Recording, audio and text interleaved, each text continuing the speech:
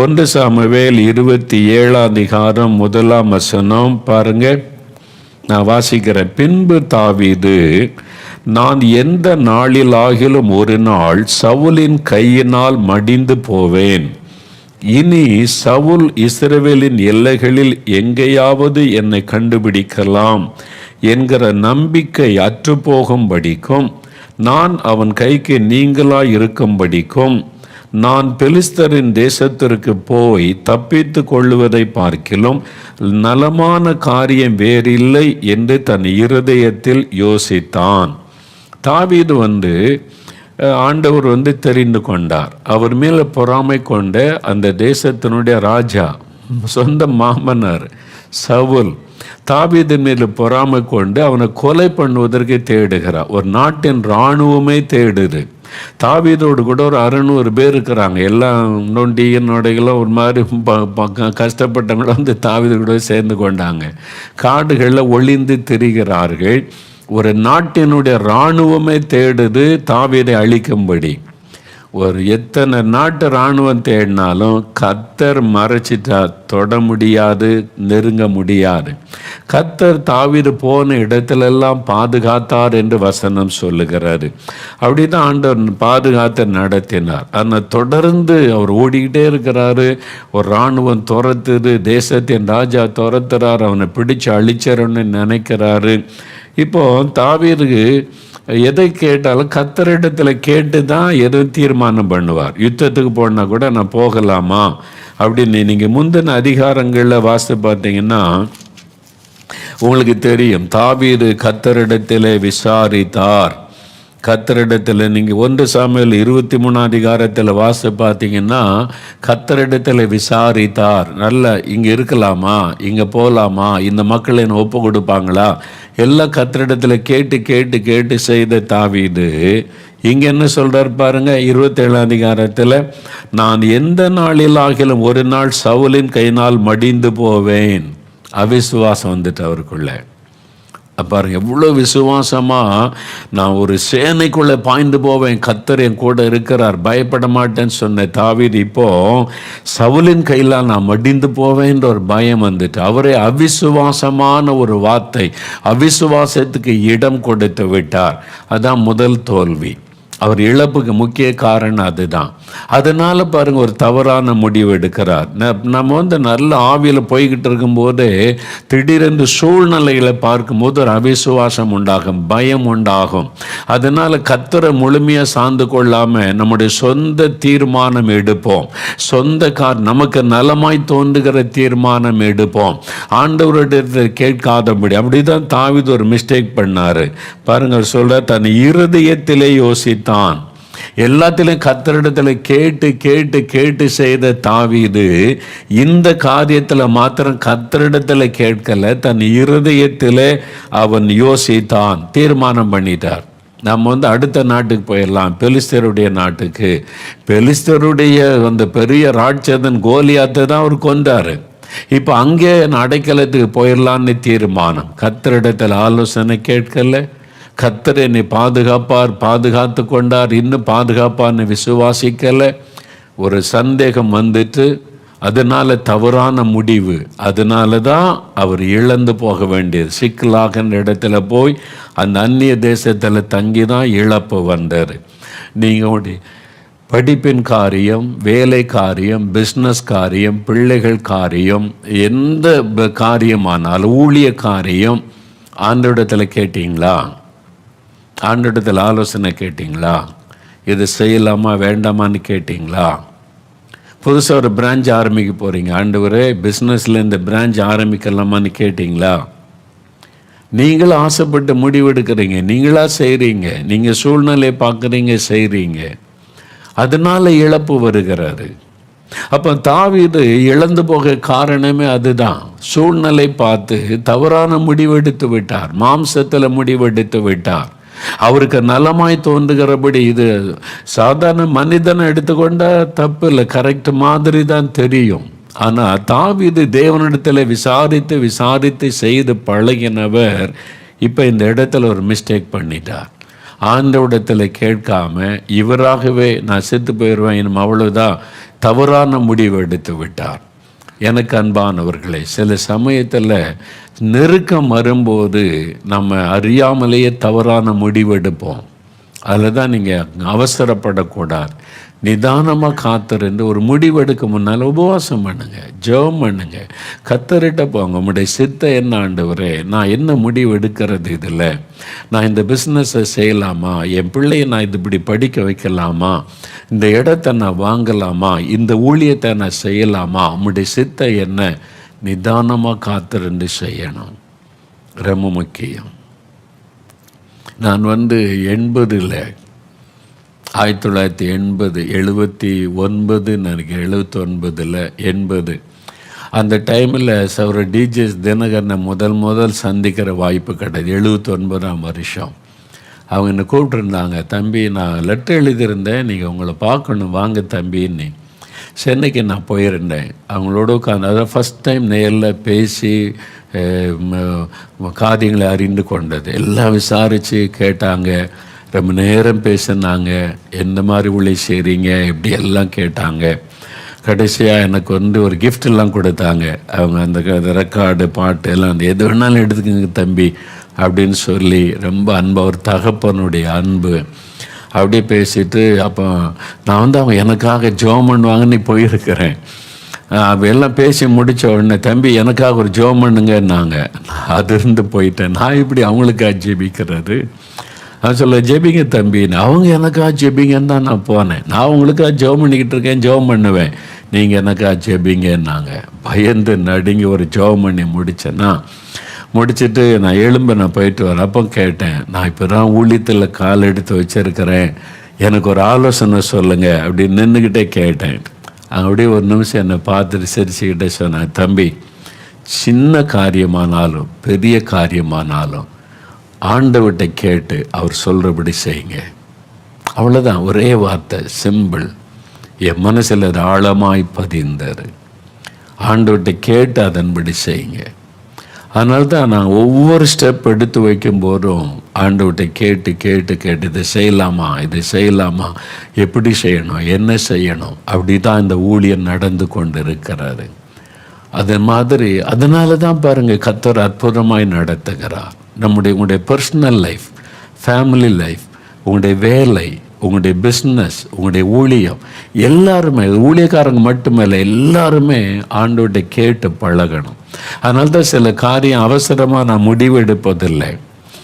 அது சிலருக்கு கஷ்டமாக தெரியும். என்ன ஒரு முடிவு எடுக்க மாட்டேங்கிறீங்க, கர்த்தர் சொன்னதானே நான் முடிவெடுக்க முடியும். ஜெபிக்கணும், அவசரப்பட்டு முடிவெடுக்கக்கூடாது. நிறைய பேர் அவசரப்பட்டு முடிவெடுத்து தான் பின்னால் பாதிப்பு. அப்புறம் அழுது பிரயோஜனம் இல்லை. நீ தானே முடிவெடுத்த, நீ தானே ஆசைப்பட்டேன்னு ஆண்டவர் சொல்லிடுவார். தாவீது தவறான முடிவெடு. அதனால தான் 30ஆம் அதிகாரத்தில் மனைவி பிள்ளைகள் எல்லாம் கொண்டு போயிட்டாங்க, இழந்துட்டாரு. தாவீது பெரிய யுத்த வீரன் பாருங்க. அவர் தோல்வி அடைஞ்சது கிடையாது, போன இடத்தெல்லாம் செய்யும்.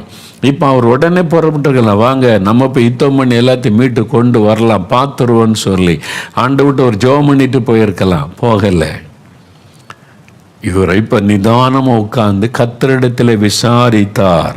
8ஆம் வசனம் பாருங்க, 1 சாமுவேல் 30ஆம் அதிகாரம் 8ஆம் வசனம். தாவீது கர்த்தரை நோக்கி, நான் அந்த தண்டை, அந்த இராணுவத்தை பின்தொடர வேண்டுமா, அதை பிடிப்பேனா என்று கேட்டான்.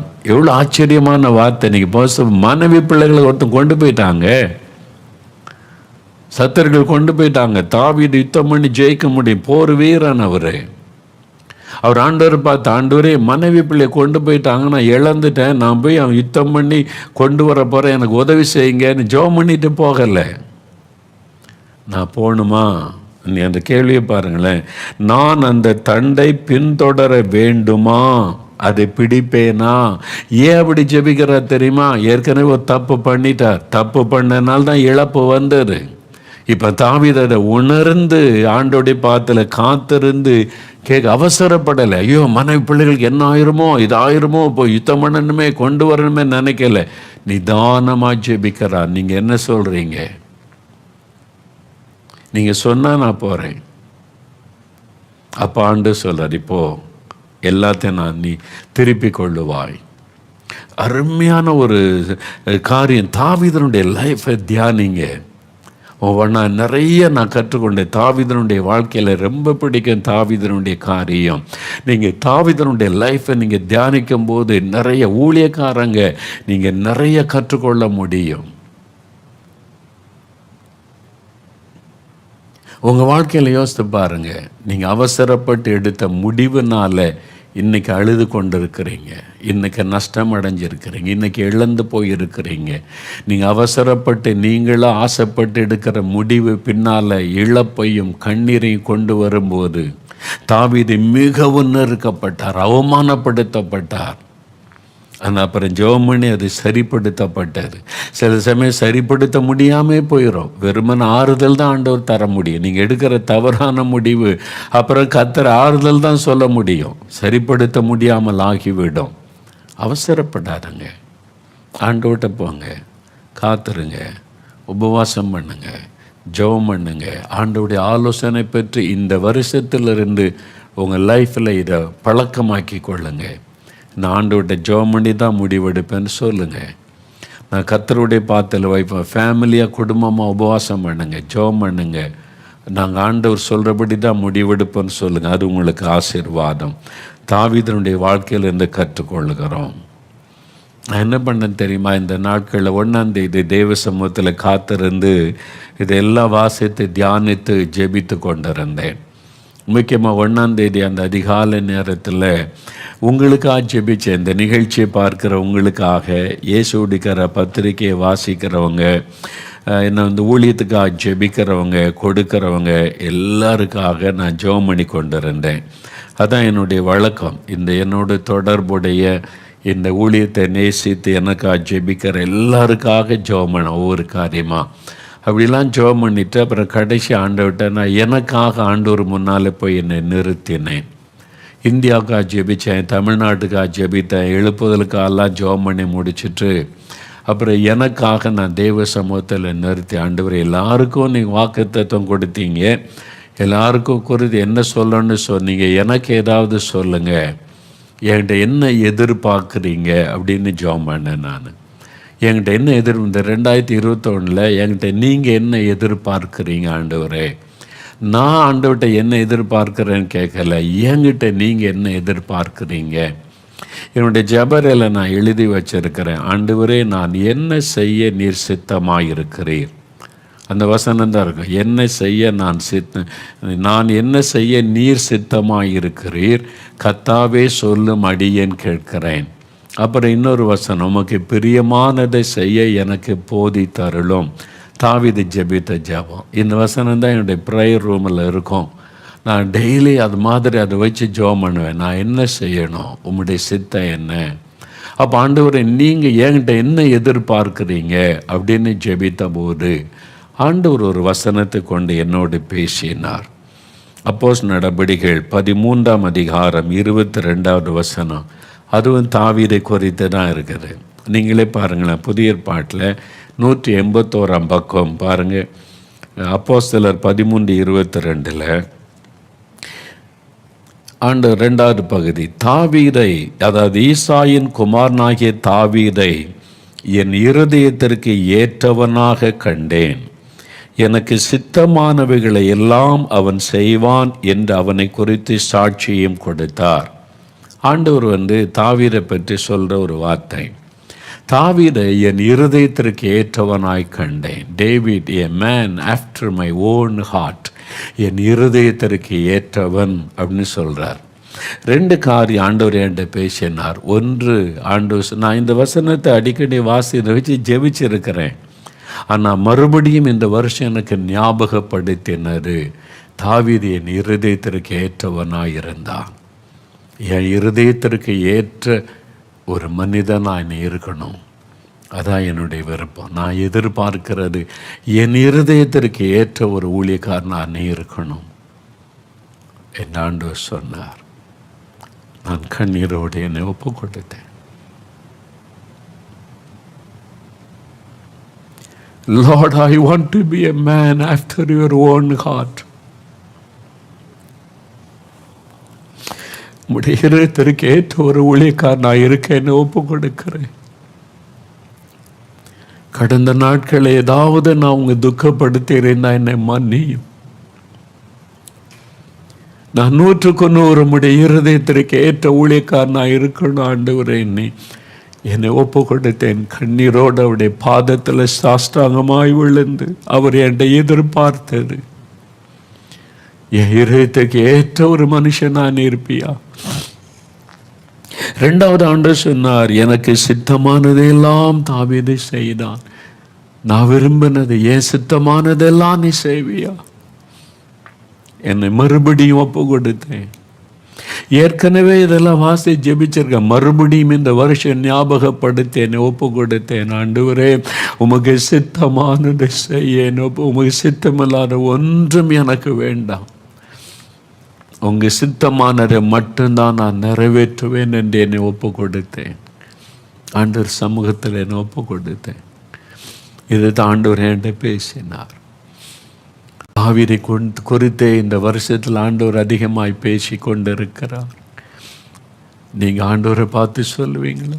ஆண்டவரை, உமக்கு இருதயத்திற்கு ஏற்றவன் நான் இருப்பேன். குட்டி பிள்ளைங்க, வாலிபர்கள், ஐயா நீங்கள் இயேசுவே உம்முடைய இருதயத்திற்கு ஏற்றவனா நான் இருப்பேன், உங்கள் இருதயத்திற்கு பிரியமானவனா நான் இருப்பேன். ஆண்டவரே, உம்முடைய இருதயத்திற்கு ஏற்றவனா, என் விருப்பப்படி வாழ மாட்டேன், என் விருப்பப்படி எதையும் செய்ய மாட்டேன், உங்க இருதயத்திற்கு ஏற்றவனா என்னை மாற்றுங்க, என்னை மாற்றுங்க, என்னை ஒப்பு கொடுத்த என்னை மாற்றுங்க. ஆண்டவரே, உம்முடைய இருதயத்திற்கு ஏற்றவனாக என்னை மாற்றுங்க.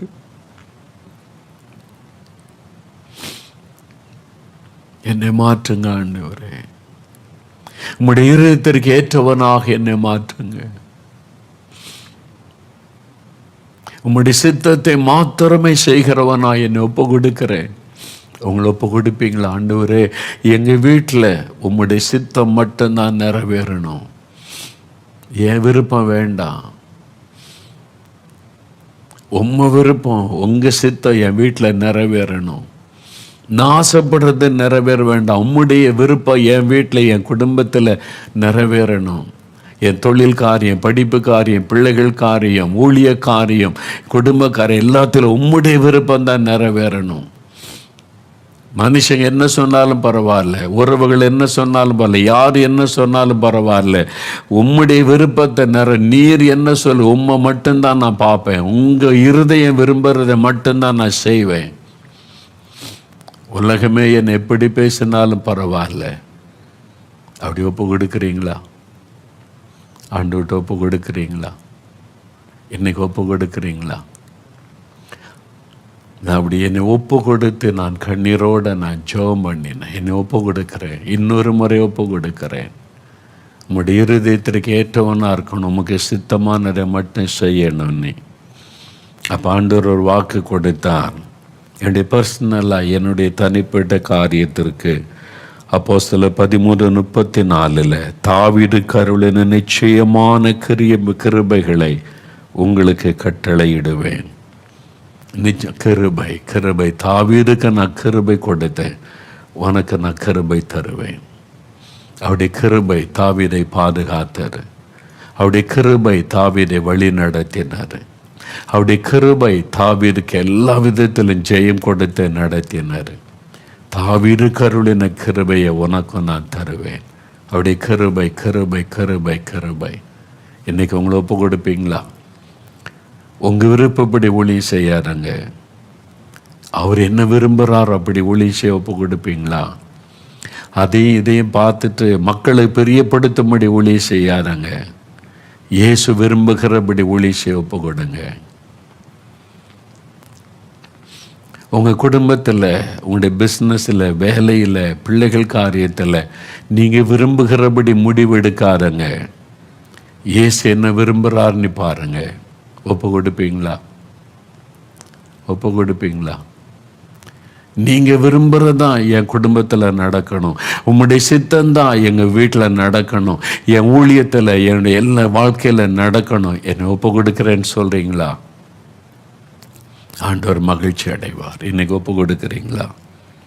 ஆண்டவரை என்னை ஒப்பு கொடுக்குறேன். அதுக்கு தான் இப்போ நம்ம ஜெபிக்க போகிறோம். நீங்கள் அப்படி ஒப்பு கொடுத்து ஜெபிச்சிட்டிங்கன்னா அவருடைய உள்ள மகிழ்ன்னு தெரியுமா? அதனால தான் ஆண்டவர் சொல்றார், தாவீதை என் இருதயத்திற்கு ஏற்றவனாய் கண்டேன், எனக்கு சித்தமானதை எல்லாம் செய்வான். தாவீதுகிட்ட எத்தனையோ குறை இருந்தது. அவரும் பலவீனமுள்ள மனுஷர். அவர் செய்த தவறும் பைபிள் எழுதி இருக்குது. ஆனால் அவருடைய கிருபை தாவீதுடைய இருதயத்தை தேவன் பார்த்தார். அதனால் அவர் தவறு செய்தால் அவருடைய கிருபை அவரை பரிசுத்தப்படுத்தி பலப்படுத்தி நடத்தினது. ஒரு தேசமே சாபத்துக்குள்ளாக்குற ஒரு மிஸ்டேக்கு கூட தாவீது பண்ணிட்டார், கணக்கு எடுத்ததில்லை. அதனால தேசத்தின் மேல கொள்ள நோய் வந்து பாதிப்பு வந்துச்சு. அவர் தன்னை தாழ்த்தி கதறின போது தேவன் உடனே இறங்கினார். அவர் பலவீனமுள்ள மனுஷராக இருந்தார். நான் இன்னும் பலவீனன்னு சொல்றார் தாவீது. அப்படி இருந்த போதிலும் தேவனுடைய கிருபை தாங்கினது. உங்களை நீங்கள் ஒப்பு கொடுத்துட்டீங்கன்னா அவருடைய கிருபை உங்களை தாங்க, அவருடைய கிருபை உங்களை பாதுகாக்கும், அவருடைய கிருபை உங்களை வழி நடத்தும். அவருக்கு மாத்திரம் முதலிடம் கொடுங்க. நீங்கள் மற்றவங்களை பார்க்காதங்க, உலகத்தை பார்க்காதங்க.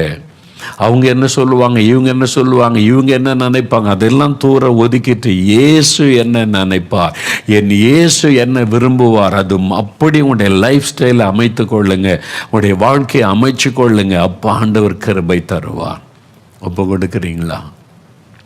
அப்படி ஒப்பு கொடுக்க ஆயத்தமா? இயேசுவை அந்த தாவீதை போல ஆண்டவருடைய இருதயத்திற்கு ஏற்றவனாய் இருக்க நான் விரும்புகிறேன். அவருக்கு என்ன சித்தமோ அதை மாத்திரம் செய்ய விரும்புகிறேன்னு ஒப்பு கொடுக்குறீங்களா? அப்போ இனிமேல் என்ன காரியத்திற்கும் அவர்கிட்ட போய் ஜெபம் பண்ணி காத்திருந்து அவர் சொல்கிறத செய்கிறதுக்கு நீங்கள் ஆயத்தமா? ஒப்பு கொடுக்க ஆயத்தமா?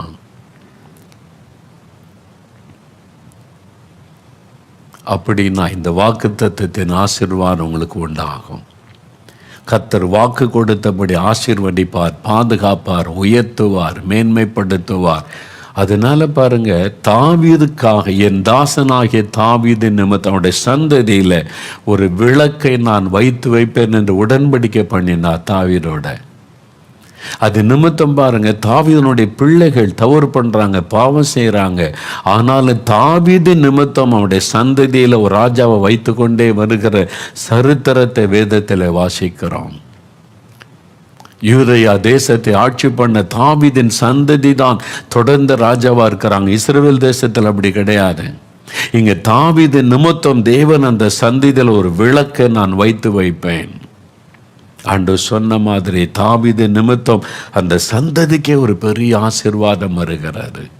தாவீதோடு உடன்படிக்கை பண்ணினார். இன்னைக்கு உங்களோட உடன்படிக்கை பண்ணி ஒரு சந்ததியை நான் ஆசீர்வதிப்பேன். தாவீதின் சந்ததி ஆசீர்வதித்தது போல உன் சந்ததி ஆசீர்வதிக்கப்படணுமானா தாவீதை போல ஒப்பு கொடுப்பீங்களா? உங்க இருதயத்திற்கு ஏற்றவனா என்னை மாற்றுங்க ஆண்டவரே.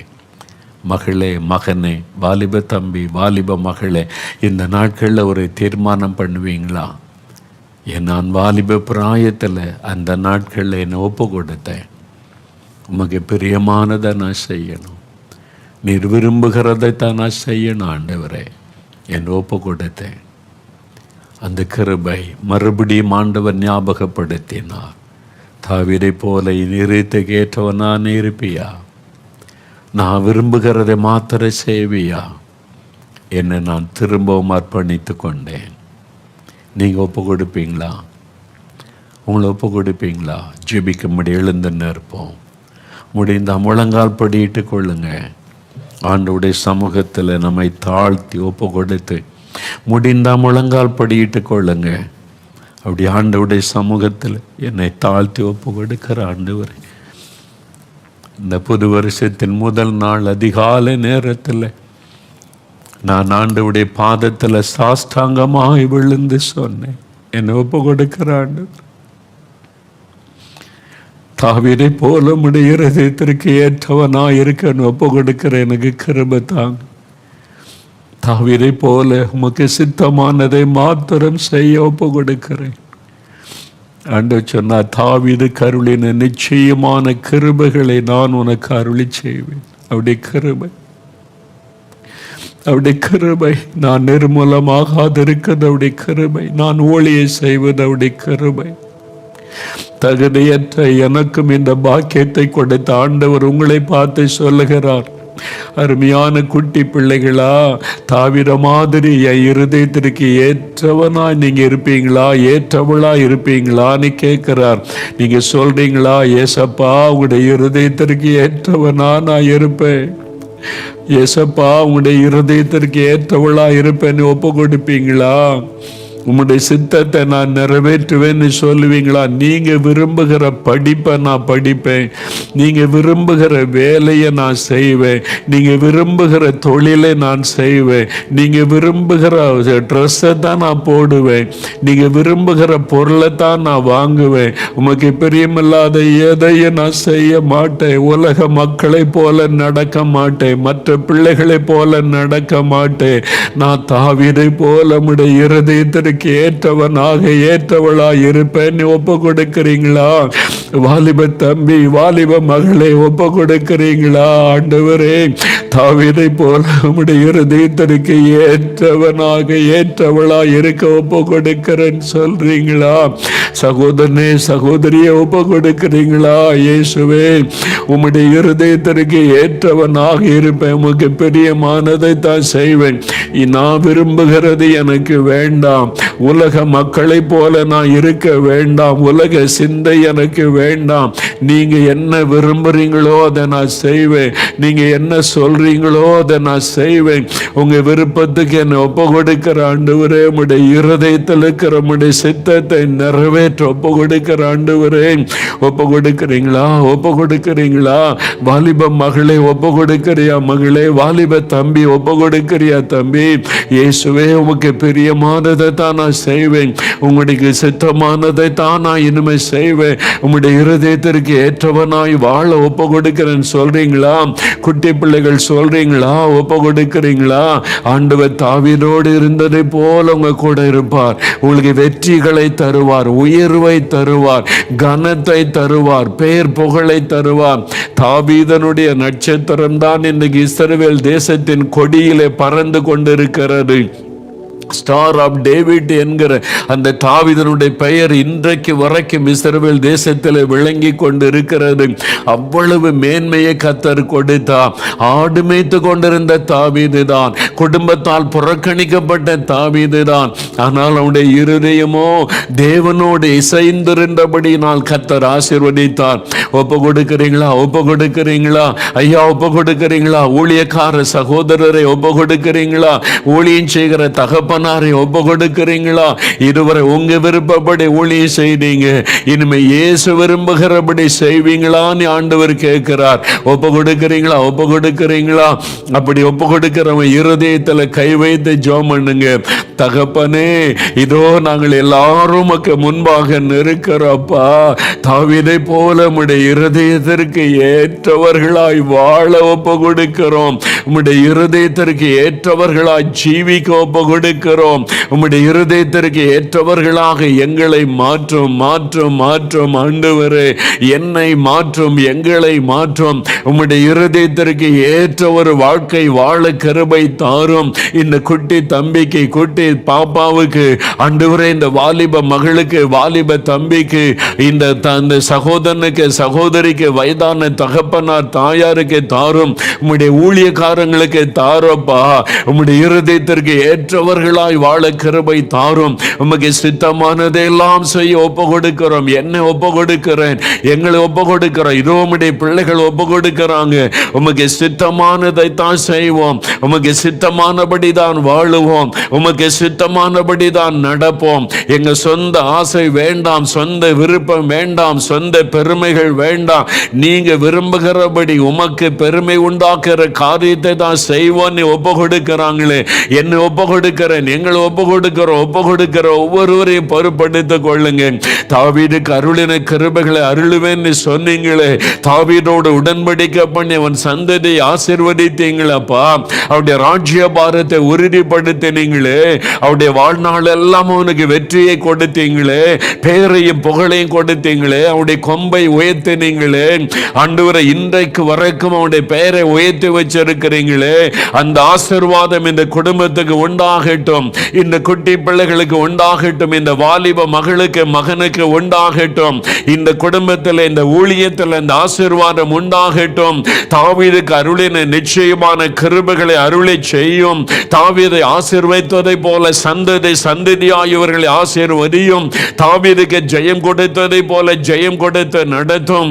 தாவீதுக்காக யுத்தம் பண்ணி சத்துருக்களை சிதறடித்ததை போல பிள்ளைகளுக்கு வெற்றியை கொடுத்து ஆசீர்வதியும். தாவீதை செய்ததெல்லாம் வாய்க்க பண்ணினதை போல அவர்கள் செய்வதெல்லாம் வாய்க்க பண்ணும். தாவீதை நீர் உயர்த்தி அவனுக்கு பேர் புகழை உண்டாக்கினதை போல இந்த பிள்ளைகளை எல்லா விதத்திலும் ஆசீர்வதித்து புகழ்ச்சியும் பெருமையும் கொடுத்து ஆசீர்வதியும். அவளை மேன்மைப்படுத்தும். கர்த்தர் ஆசீர்வதிக்கிறதற்காய் ஸ்தோத்திரம். தாவீது இழந்து போன எல்லாவற்றையும் திரும்ப கொடுத்து மகிழ பண்ணின தேவன் இந்த வருடம் அவர்கள் நிரம்பி வழிகிற ஆசீர்வாதத்தை காணட்டும். அவளை உயர்த்தி புகழ்ச்சியும் கனமுமாய் வைத்து கனப்படுத்தும். படிப்பிலே ஆசீர்வதியும், வேலையிலே ஆசீர்வதியும், பிசினஸிலே ஆசீர்வதியும். தாவீதுக்கு வீடு வாசலை உண்டாக்கி கொடுத்ததை போல சொந்த வீடு இல்லாத பிள்ளைகளுக்கு வீடு வாசலை உண்டாக்கி கொடும். தாவீதை ஆசீர்வதித்ததை போல ஆசீர்வதியும். இயேசுவின் நாமத்தில் ஆசீர்வாதம் உண்டாகட்டும். இந்த வருடம் ஆசீர்வாதத்தை, நன்மைகளையும் உயர்வையும் மேன்மையும் உம்முடைய பிள்ளைகள் காணட்டும். இயேசு கிறிஸ்துவின் நாமத்தில் அவளை ஆசீர்வதித்து நான் ஜெபிக்கிறேன். ஆண்டவரே, நான் ஜெபிக்கிறேன். நீங்க ஆசீர்வதித்து விட்டதற்காக நன்றி. உமக்கு நன்றி, உமக்கு நன்றி. உம்முடைய கிருபைக்காக நன்றி. தாவீதுக்கு கிருபை கொடுத்ததை போல எங்களை கிருபை கொடுத்து தாங்கி நடத்தும், எங்களை நடத்தும். உமக்கே நாங்கள் மகிமை செலுத்துகிறோம், மகிமை செலுத்துகிறோம். இயேசு கிறிஸ்துவின் நாமத்தில் ஜெபிக்கிறோம் பிதாவே. ஆமேன், ஆமேன். என் ஆத்துமாவே கர்த்தரை சோஸ்தரி, என் முழு உள்ளமே அவருடைய பரிசுத்தமுள்ள நாமத்தை சோஸ்தரி. என் ஆத்துமாவே கர்த்தரை சோஸ்தரி, அவர் செய்த சகல உபகாரங்களை மறவாதே. ஆமேன், ஆமேன். தாவீதை குறித்து பைபிள வாசிங்க, அவர் நடந்து வந்த பாதை தியானிங்க. ஆண்டவரை கொண்டு உங்களோட பேசுவார், உங்களை அப்படியே ஆசீர்வதிப்பார்.